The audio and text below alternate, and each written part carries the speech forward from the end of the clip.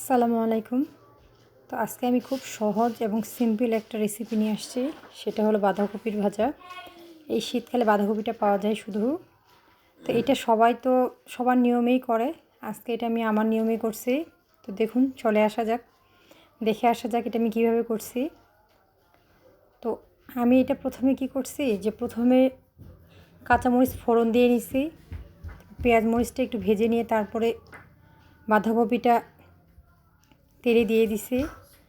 আর এখানে অনেকে আছে যে বাঁধাকপিতে আপনারা হলুদ ব্যবহার করেন। আমি কিন্তু আমার ভাজাতে, যে কোনো ভাজাতে খুবই অল্প পরিমাণে হলুদ ব্যবহার করি। আর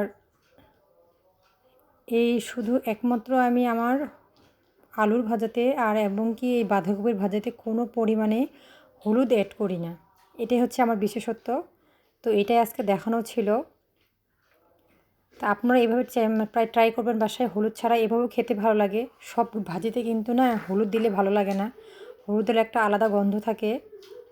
তো আমি যেভাবে বানাইছি জিনিসটা, তা আপনারা এভাবে ট্রাই করে দেখবেন, দেখবেন যে ভালো লাগছে খেতে।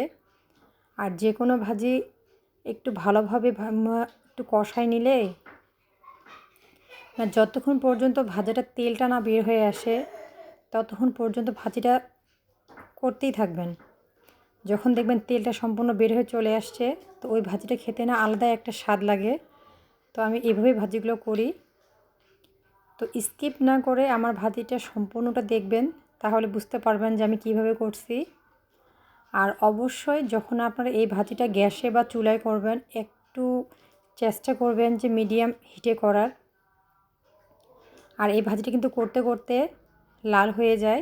আর আমি যখন দেখি যে ভাজিটা অর্ধেক প্রায় হয়ে গেছে, তখন আমি এখানে কিছু রসুন কুচি অ্যাড করে দিই। রসুনের ফ্লেভারটা আমার ভালো লাগে। আর প্রথমে দিলে হয় যে ভাজতে ভাজতে রসুনের গন্ধটাই চলে যায়। এই জন্য আমি যখন দেখি যে ভাজাটা প্রায় হয়ে আসছে, তখন আমি রসুনটা অ্যাড করি। দেখতে পারতেছেন যে আমি এখানে ভাজাটাতে কোনো হলুদ অ্যাড করি নাই। প্রায় লাল লাল হয়ে আসছে ভাজাটা নাড়তে নাড়তেই। এবং এটা আমি একদম মিডিয়াম আঁচে রান্না করতেছি। আমি শেষে শুধু এটাতে ধনিয়া দিয়ে নামাই নেব ভাজিটা। আর এখন শীতের মৌসুমে বাসায় ধনিয়া পাওয়া যায় সবার বাসায় বাসায়। আর এটা হচ্ছে আমার ছাদ বাগানের ধনিয়া, আমিও লাগাইছি। আর এই জন্য এই ধনিয়াটা দেওয়ার সাথে সাথে মোলায়েম হয়ে যায়, বেশিক্ষণ টাইম লাগে না, যেহেতু কোনো রাসায়নিক সার নাই আমার ধনিয়াতে। তো এটাই ছিল আজকে আমার ভাজির রেসিপি। তো আপনাদের কাদের কাদের ভালো লাগছে অবশ্যই কমেন্টে জানাবেন। আর আপনাদের কাদের কাদের এই ভাজিটা পছন্দ তারাও কমেন্টে জানাবেন। এই ভাজিটি কিন্তু মুড়ির সাথে খেতে অনেক ভালো লাগে।